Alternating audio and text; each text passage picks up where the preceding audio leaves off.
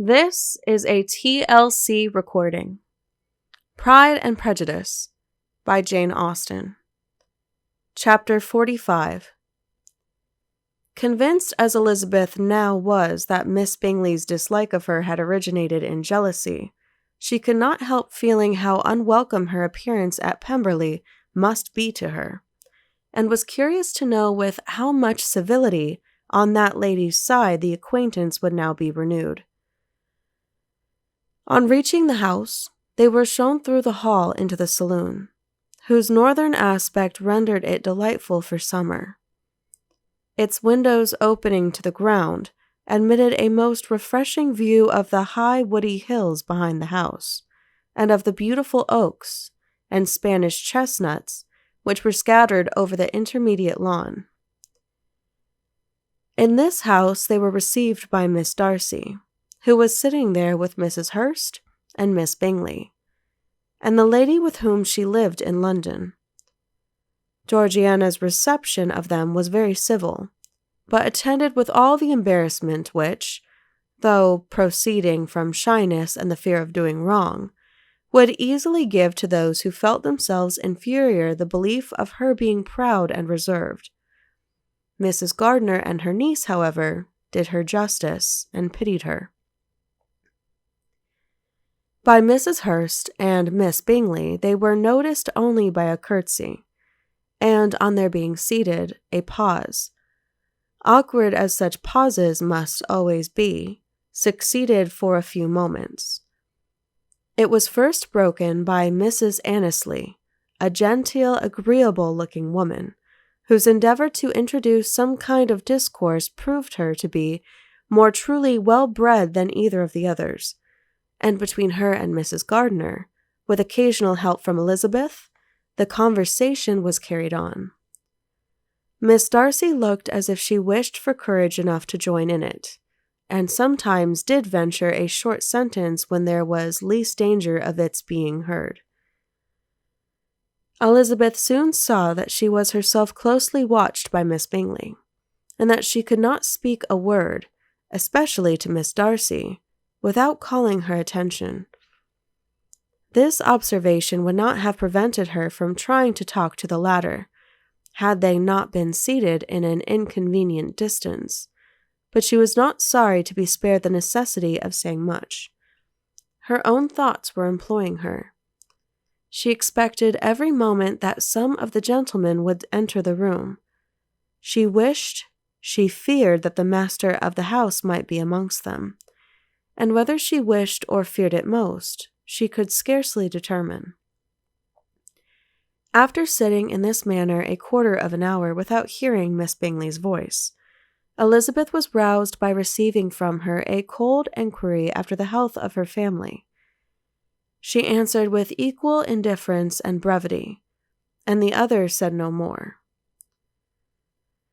The next variation which their visit afforded was produced by the entrance of servants with cold meat, cake, and a variety of all the finest fruits in season, but this did not take place till after many a significant look and smile from Mrs. Annesley to Miss Darcy had been given, to remind her of her post. There was now employment for the whole party, for though they could not all talk, they could all eat, and the beautiful pyramids of grapes, nectarines, and peaches soon collected them round the table. While thus engaged, Elizabeth had a fair opportunity of deciding whether she most feared or wished for the appearance of Mr. Darcy.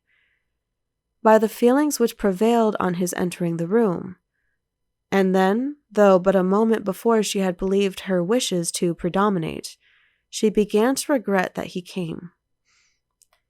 He had been some time with Mr. Gardiner, who, with 2 or 3 other gentlemen from the house, was engaged by the river, and had left him only on learning that the ladies of the family intended a visit to Georgiana that morning.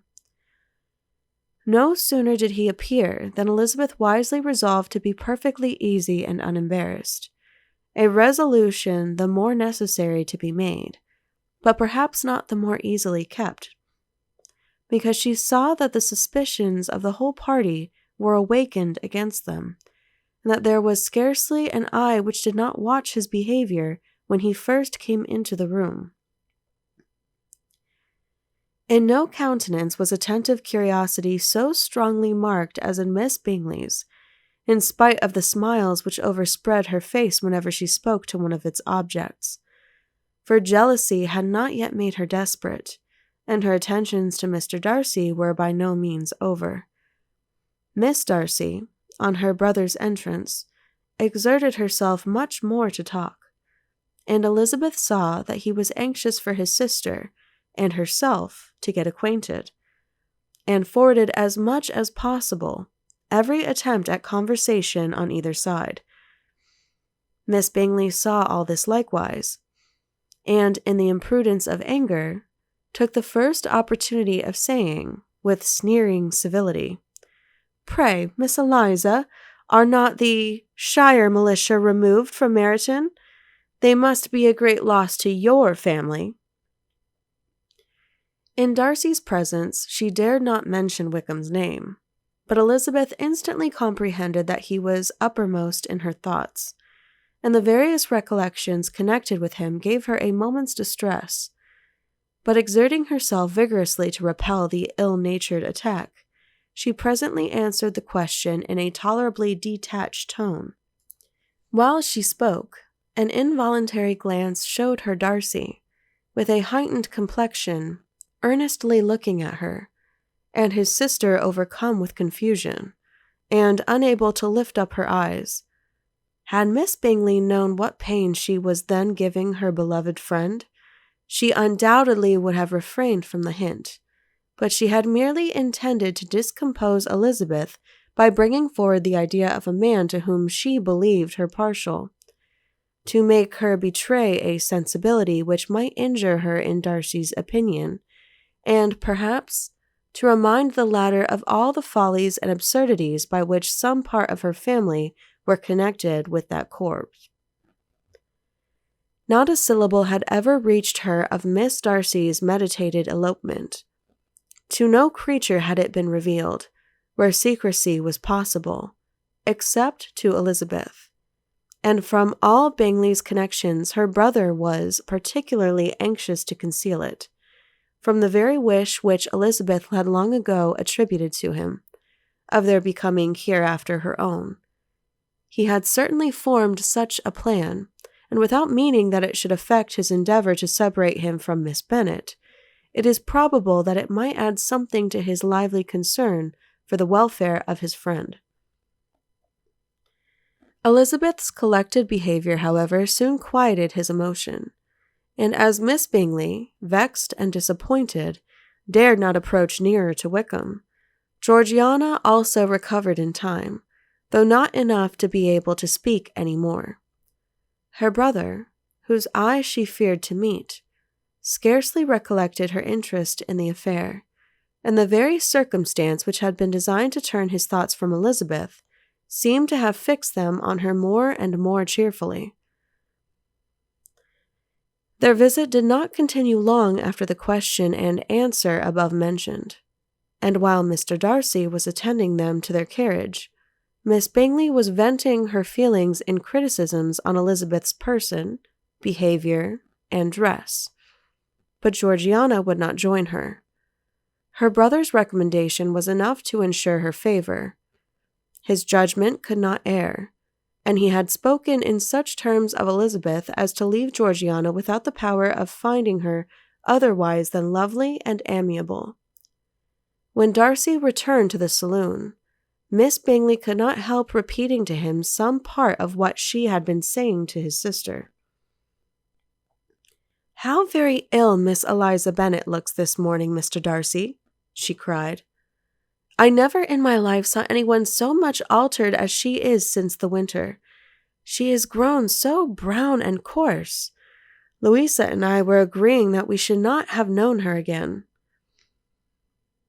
However little Mr. Darcy might have liked such an address, he contented himself with coolly replying that he perceived no other alteration than her being rather tanned, no miraculous consequence of travelling in the summer. "For my own part," she rejoined, I must confess that I never could see any beauty in her. Her face is too thin, her complexion has no brilliancy, and her features are not at all handsome. Her nose wants character, there is nothing marked in its lines. Her teeth are tolerable, but not out of the common way, and as for her eyes, which have sometimes been called so fine, I could never see anything extraordinary in them. They have a sharp, shrewish look, which I do not like at all, and in her air altogether there is a self-sufficiency without fashion, which is intolerable. Persuaded as Miss Bingley was that Darcy admired Elizabeth, this was not the best method of recommending herself. But angry people are not always wise, and in seeing him at last look somewhat nettled, she had all the success she expected. He was resolutely silent, however, and from a determination of making him speak, she continued, "I remember, when we first knew her in Hertfordshire, how amazed we all were to find that she was a reputed beauty, and I particularly recollect your saying one night, after they had been dining at Netherfield, 'She a beauty! I should as soon call her mother a wit.' But afterwards she seemed to improve on you, and I believe you thought her rather pretty at one time." "Yes," replied Darcy, who could contain himself no longer, "but that was only when I first saw her, for it is many months since I have considered her as one of the handsomest women of my acquaintance." He then went away, and Miss Bingley was left to all the satisfaction of having forced him to say what gave no one any pain but herself. Mrs. Gardiner and Elizabeth talked of all that had occurred during their visit, as they returned, except what had particularly interested them both. The look and behavior of everybody they had seen were discussed, except of the person who had mostly engaged their attention. They talked of his sister, his friends, his house, his fruit, of everything but himself. Yet Elizabeth was longing to know what Mrs. Gardiner thought of him, and Mrs. Gardiner would have been highly gratified by her niece's beginning the subject. End of chapter 45. Please click the link below to continue on to chapter 46. This has been a TLC recording. Thank you for listening, and please be sure to subscribe.